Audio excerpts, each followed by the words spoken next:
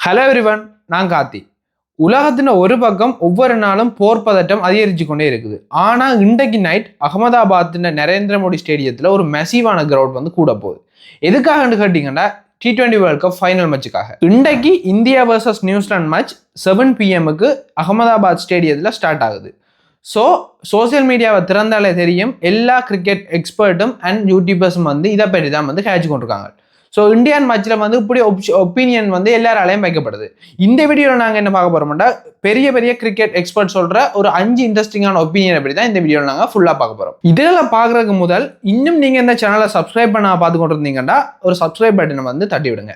முதலாவது விஷயம் என்னென்னு பார்த்தோம்னா, இந்தியாண்ட பிளேயிங் 11 தான். ஃபைனல் மேட்ச்லையுமே எல்லா எக்ஸ்பர்ட்ன்ற இதுன்னு நான் பார்த்ததுல நான் புரிஞ்சு கொண்டது என்னென்னா, பிளேயிங் 11 வந்து மாற்ற மாட்டாங்கன்றது தான். ஏன் வந்து இப்படி சொல்கிறாங்கண்டா, நாங்கள் வந்து சோசியல் மீடியாவில் சும்மா பார்த்தோம்னா பிளேயிங் 11 ஒரு பிளேயர் வந்து இருக்க மாட்டாருன்னு எல்லாருமால ஷோ பண்ணி சொல்கிறாங்க.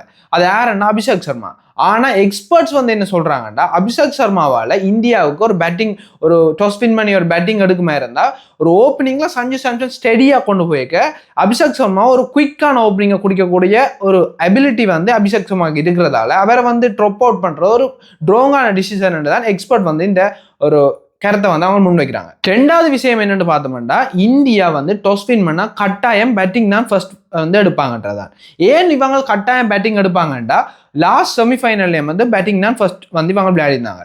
அது மட்டும் இல்லை, இதுக்குரிய காரணம் ரெண்டாவது ஒரு பெரிய மேட்ச்ல வந்து ரெண்டாவது பேட்டிங் செய்யக்குள்ள மிகப்பெரிய பிரச்சனையே ஸ்கோர் போர்ட் ப்ரெஷர் தான். இந்த ஸ்கோர் போர்ட் ப்ரெஷர் இருக்க மாட்டா நல்ல ஃபார்ம்ல இருக்க பிளேயிலையும் ஒரு மைண்ட் செட் வந்து அதை கீழே இறக்கி அந்த ஒரு தங்களுடைய அபிலிட்டியை வந்து அந்த மேட்ச்ல ஹார்ட் எல்லாம் போகக்கூடிய வாய்ப்பு இருக்கு. ஸோ அதுக்காக வேண்டி எக்ஸ்பர்ட் என்ன சொல்றாங்கன்னா, இவங்க ஏற்கனவே செமிஃபைனல்ல நல்லா தான் ஃபர்ஸ்ட் பேட்டிங் செஞ்சிருக்காங்க. ஸோ அதுக்காக இவைகள் வந்து ஃபைனல்லையும் டாஸ் வின் பண்ணினா எடுக்கலாம்ன்றது தான். அதே விஷயம் நாங்கள் பார்க்கணும், நியூசிலாந்து வந்து அவங்களோட செமிஃபைனல்ல வந்து சேஸ் பண்ணிக்காங்க. ஸோ நியூசிலாண்டும் தாங்கள் வந்து போலிங்கை தான் ஃபர்ஸ்டா சூஸ் பண்ண பார்ப்பாங்கன்றது எக்ஸ்பர்ட் டே ஒப்பீனியன். ஸோ இது இப்படி நடக்க டொஸ்ல வந்து எந்த பிரச்சனையுமே இருக்காது. இந்தியா வந்து பேட்டிங்கையும் நியூசிலாந்து வந்து போலிங்கையும் விரும்பிக்க டொஸ்ல வந்து யார் தோத்தாலும் ஜெயிச்சாலோ உங்களுக்கு வந்து 2 டீமுக்குமே சாதகமாக இருக்குமன்றதை எக்ஸ்பர்ட் சொல்றாங்க. அதோட வந்து என்னதை பற்றி பார்த்தோம்னா, இந்தியாவோட முக்கியமான ஒரு கீயே வந்து ஓப்பனிங், அதாவது டாப் 3 பேட்ஸ்மேன் தான். இந்த டாப் 3 பேட்ஸ்மேன் வந்து கூட ஸ்கோர் பண்ணிக்க, அதாவது ஒரு பெரிய ஸ்கோர் பண்ணிக்க, அதுக்கு பிறகு வாரவங்க ப்ரெஷர் இல்லாமல் விளையாடலாம். ஸோ இது வந்து ஃபர்ஸ்ட் பேட்டிங்க்கு எங்களுக்கு அமைஞ்சுன்னா இன்னும் வந்து ஒரு சாதகமான சூழ்நிலையை உருவாக்கும் எக்ஸ்பர்ட் வந்து தங்களுடைய ஒப்பீனியனை வந்து தெரிவிக்கிறாங்க. எல்லா எக்ஸ்பர்ட்டாலையும் கொமனா சொல்ல போகிற ஒரே ஒரு ஒப்பீனியன் என்னன்னு பார்த்தோம்னா, சஞ்சு சாம்சன் இந்த ஃபைனல் மேட்ச்ல பெரிய ஸ்கோர் வந்து ஸ்கோர் பண்ணுவாருன்றதான். ஏன் நாங்கள் அப்படி நம்பணும்டா, கடைசி 2 மேட்சுமே இந்தியாவோட வின்னுக்கு சஞ்சு சாம்சன் எவ்வளவு ஹெல்ப் பண்ணியிருக்காருன்றது எங்களோட இந்தியன் ஃபேன்ஸுக்கும் எல்லா கிரிக்கெட் ஃபேன்ஸுக்கும் எல்லாருக்கும் தெரியும். ஸோ ஃபைனல் மேட்ச்லையும் ஒரு நல்ல ஸ்கோர், அதாவது இந்தியா ஒரு வின் பண்ணணும்னா கட்டாயம் அதில் சஞ்சு சாம்சன் கண்ட்ரிபியூஷன் கட்டாயம் இருக்கணும்.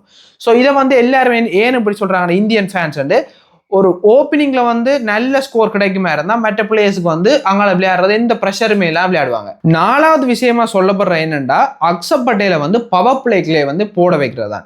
இதுக்கான காரணம் என்னென்னு பார்த்தோம்னா, உங்களுக்கு சவுத் ஆப்பிரிக்கா மேட்சில் தெரியும் நியூசிலாந்து ஓப்பனர்ஸ் வந்து எவ்வளவு அக்ரெசிவாக விளையாடினவங்கள்ட்டு. ஸோ அந்த சான்ஸை வந்து நாங்கள் இவங்களுக்கு கொடுக்கக்கூடாது. ஏன்னா கொஞ்சம் ஓவர்ஸ் கிடைச்சாலும் கனகரனை வந்து அடிச்சுட்டு போகக்கூடிய வாய்ப்பு இருக்கு. அதுக்காக என்ன சொல்றாங்கன்னா, டிம்மும் ஃபின்னலும் வந்து கொஞ்சம் ஸ்பின்ல வந்து வீக். ஸோ அக்ஷர் பட்டேலை கொண்டு வந்து உள்ள போடையக்க அக்ஷர் பட்டேல் வந்து பவர் பிளேல குட்டாக தான் போல் பண்ணுவார். ஸோ அவரை உள்ள போடையக்க வந்து அவங்களோட ஒரு எக்ஸ்ட்ரா ப்ரெஷர் வந்து நாங்கள் பில்ட் பண்ண முடியும். இதனால வந்து ஒரு விக்கெட் இவ்வளவு கொஞ்சம் ரன் கொடுத்தாலும் ஒரு விக்கெட் எடுத்துட்டோம்னா அதுக்காக எங்களோட கீ போலர்ஸை வச்சு மிச்ச பிளேயர்ஸை வந்து நாங்கள் கண்ட்ரோல் பண்ணி வச்சுக்கொள்ளலாம். இப்படி செய்யறதால தான் இந்தியா இந்த மச்சை வந்து தங்களோட கண்ட்ரோலுக்கு வச்சிருக்க முடியும் என்று எக்ஸ்பர்ட் வந்து சொல்றாங்க. ஃபைனல் ஒப்பீனியனா இருக்கிற என்னன்னு பார்த்தோம்னா, இந்த T20 வேர்ல்ட் கப்ல ஏர் கப்பை வந்து வின் பண்றன்றது தான். நான் பார்த்த இந்தியன் எக்ஸ்பர்ட் வந்து சொல்ற எல்லாமே இந்தியா தான் வின் பண்ணணும்னு சொல்றாங்க. ஆனா எந்த ஒப்பீனியன் படி நியூசிலாண்டும் அவ்வளவு ஈஸியா வந்து விட மாட்டாங்க. ஏனென்றா எந்த வகையிலையும் இந்தியாவுக்கு ஒரு குறைவான டீம் இல்லை நியூசிலாந்து. செமிஃபைனல்ல வந்து அதை வந்து நிரூபிச்சு காட்டிக்கிறாங்க. ஸோ இந்த ஃபைனல் வந்து சரியான டஃப்பாக தான் இருக்க போது 2 டீமுக்கும் எப்படியும் ஈஸியாக இருக்காது. இந்த ஃபைனல் மேட்சை நாங்கள் வந்து இந்த இரவில் வந்து கண்டுகளிக்க போகிறோம். இன்றைக்கு இரவு என்ன T20 வேர்ல்ட் கப்பில் நடக்க போகிறோன்றதை பற்றி நாளைக்கு ஒரு வீடியோவில் நாங்கள் பார்க்க போகிறோம். அது வரைக்கும் எங்களோட யூடியூப் சேனலை சப்ஸ்கிரைப் பண்ண பார்த்து கொண்டிருக்கிற நீங்கள் சப்ஸ்கிரைப் பட்டனை வந்து கிளிக் பண்ணிட்டு பார்த்துக்கொள்ளுங்க. ஃபேஸ்புக், இன்ஸ்டா, டிக்டாக்ல ஃபாலோ பண்ணுற ஆகலங்களை வந்து எங்களோட வீடியோஸை வேறு ஆகலை ஷேர் பண்ணுங்க அண்ட் ஃபாலோ பண்ணி வச்சுக்கொள்ளுங்க. அடுத்த வீடியோவில் பார்ப்போம். பாய்.